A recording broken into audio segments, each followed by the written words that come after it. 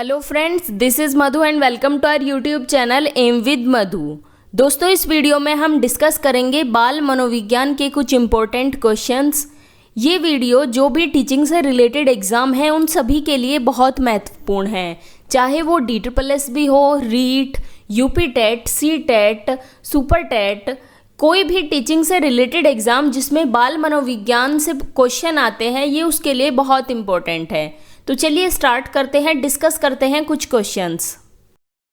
First question है मानव विकास है। Options है मात्रात्मक, गुणात्मक, कुछ सीमा तक अमापनीय या फिर मात्रात्मक और गुणात्मक दोनों।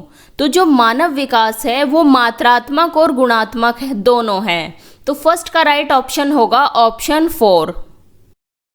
नेक्स्ट क्वेश्चन है निम्नलिखित अवधि में से किसमें शारीरिक वृद्धि एवं विकास तीव्र गति से घटित होता है। ऑप्शन है आपके मध्य बाल्यावस्था एवं किशोरावस्था, सेकंड है किशोर अवस्था एवं वयस्कर, थर्ड है शैशव अवस्था एवं प्रारंभिक बाल्यावस्था और फोर्थ ऑप्शन है प्रारंभिक बाल्यावस्था एवं मध्य बाल्यावस्था।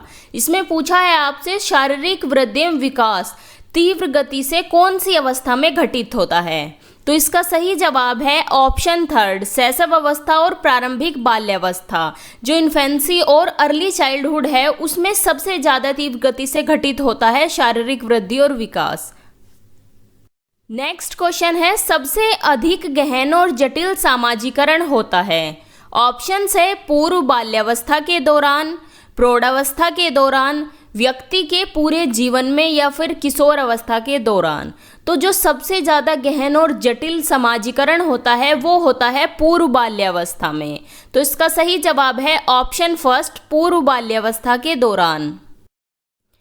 फोर्थ क्वेश्चन है निम्न में से कौन सा सामाजीकरण की निष्क्रिय एजेंसी है। ऑप्शंस है स्वास्थ्य क्लब, परिवार, इको क्लब या फिर सार्वजनिक पुस्तकालय।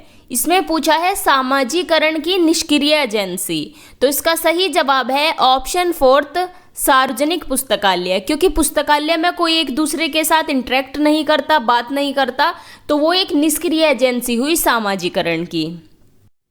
नेक्स्ट क्वेश्चन है निचली कक्षाओं में शिक्षण की खेल पद्धति मूल रूप से आधारित है। ऑप्शंस है शारीरिक शिक्षा कार्यक्रमों के सिद्धांत प्रशिक्षण पद्धति पर, सेकंड है शिक्षण पद्धतियों के सिद्धांत पर, थर्ड है विकास एवं वृद्धि के मनोवैज्ञानिक सिद्धांतों पर और फोर्थ ऑप्शन है शिक्षण के समाजशास्त्रीय सिद्धांतों पर। निचली कक्षाओं में शिक्षण की खेल पद्धति मूल रूप से आधारित है। तो ये आधारित है वृद्धि और विकास के मनोवैज्ञानिक सिद्धांतों पर। तो फिफ्थ का सही जवाब होगा ऑप्शन थर्ड। नेक्स्ट क्वेश्चन है जीन पियाजे के अनुसार प्रारूप यानी कि स्कीमा निर्माण वर्तमान योजनाओं के अनुरूप बनाने हेतु नवीन जानकारी में संशोधन और नवीन जानकारी के आधार पर पुरानी योजनाओं में संशोधन के परिणाम के रूप में घटित होता है। इन दो प्रक्रियाओं को जाना जाता है।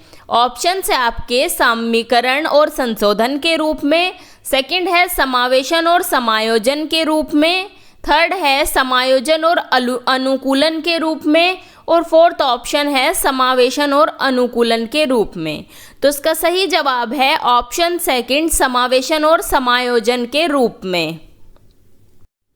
सेवंथ क्वेश्चन है एक बच्ची कहती है धूप में कपड़े जल्दी सूख जाते हैं। वह डैश की समझ को प्रदर्शित कर रही है। एक बच्ची कहती है कि धूप में कपड़े जल्दी सूख जाते हैं, वो किसकी समझ को प्रदर्शित कर रही है।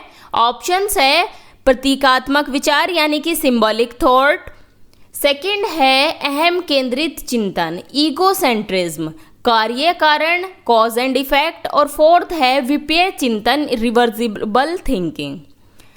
तो वो जो बच्ची है वो कहती है धूप में कपड़े जल्दी सूख जाते हैं, तो वो कॉज और इफेक्ट की समझ को प्रदर्शित कर रही है, कार्य और कारण की समझ को। तो सेवंथ का सही जवाब होगा ऑप्शन थर्ड। नेक्स्ट क्वेश्चन है निम्नलिखित में से कौन सी पूर्व संक्रियात्मक विचार की एक सीमा नहीं है। ऑप्शन है प्रतीकात्मक विचार का विकास, अहम मान्यता, अनुक्रमणीयता और फोर्थ है ध्यान केंद्रित करने की प्रवृत्ति। इसमें पूछा है पूर्व संक्रियात्मक विचार, तो इसका जो सही जवाब होगा वो होगा ऑप्शन 4, ध्यान केंद्रित करने की प्रवृत्ति। क्योंकि पूर्व संक्रियात्मक अवस्था जो होती है वो होती है 2 से 7 वर्ष तक, और बच्चे इस अवस्था में ध्यान केंद्रित नहीं कर पाते ज़्यादा देर तक किसी भी चीज़ पर। तो 8th का सही जवाब है ऑप्शन 4। नेक्स्ट क्वेश्चन है, पियाजे के द्वारा प्रस्तुत संज्ञानात्मक विकास के सिद्धांत के अनुसार अध्यापक को कक्षा में मामूली सी भूमिका निभानी होती है। पियाजे के द्वारा प्रस्तुत संज्ञानात्मक विकास के सिद्धांत के अनुसार अध्यापक को कक्षा में मामूली सी भूमिका निभानी होती है। ऑप्शंस है हाँ, क्योंकि पियाजे द्वारा सुझाए गए विकास के मार्ग पर चलते हुए बच्चा स्वयं ही संज्ञानात्मक रूप से विकसित होता है। सेकंड है नहीं, क्योंकि शिक्षक बच्चों की सक्रिय खोजों में सहायता करता है और सुविधा प्रदान करता है। थर्ड ऑप्शन है नहीं, क्योंकि शिक्षक को प्रशासकीय कर्तव्य भी पूरे करने होते हैं। और फोर्थ ऑप्शन है हाँ, क्योंकि बच्चा दुनिया के बारे में अपने ही विचार को संरचना करता है, अपने ही विचारों की संरचना करता है। तो इसका सही जवाब है ऑप्शन 2, नहीं, क्योंकि शिक्षक बच्चों की सक्रिय खोजों में सहायता करता है, वो फैसिलिटेटर की तरह कार्य करता है और उन्हें सुविधा प्रदान करता है। नेक्स्ट क्वेश्चन है, पियाजे के संज्ञानात्मक विकास के सिद्धांत से निहितार्थ निकालते हुए एक ग्रेड 6 से 8 के शिक्षक को अपनी कक्षा में क्या करना चाहिए। ऑप्शन है केवल निर्धारित पाठ्यक्रम पर निर्भर रहना चाहिए। सेकंड है तार्किक बहस के प्रयोग को हतोत्साहित करना चाहिए। थर्ड है ऐसी समस्याएं प्रस्तुत करनी चाहिए जिसमें तर्क आधारित समाधान की आवश्यकता होती है। और फोर्थ ऑप्शन है एक अवधारणा को पढ़ाने के लिए केवल मूर्त सामग्री का प्रयोग करना चाहिए। यहाँ पर पूछा है, यहाँ पर आपसे 1 to 5th नहीं पूछा, 1ली से 5वीं कक्षा तक नहीं पूछा, यहाँ पूछा है कक्षा 6 से 8 तक। अगर 1ली से 5वीं कक्षा तक पूछते तो मूर्त सामग्रियों का हम प्रयोग कर सकते थे। तो इसका सही जवाब होगा ऑप्शन 3 की ऐसी समस्याएं प्रस्तुत करनी चाहिए जिसमें तर्क आधारित समाधान की आवश्यकता होती है। ठीक है, तो यहाँ आपके 10 क्वेश्चन कंप्लीट होते हैं। आई होप कि आपको सभी क्वेश्चन समझ आए होंगे। मिलते हैं आपसे नेक्स्ट वीडियो में नेक्स्ट प्रैक्टिस सेट के साथ।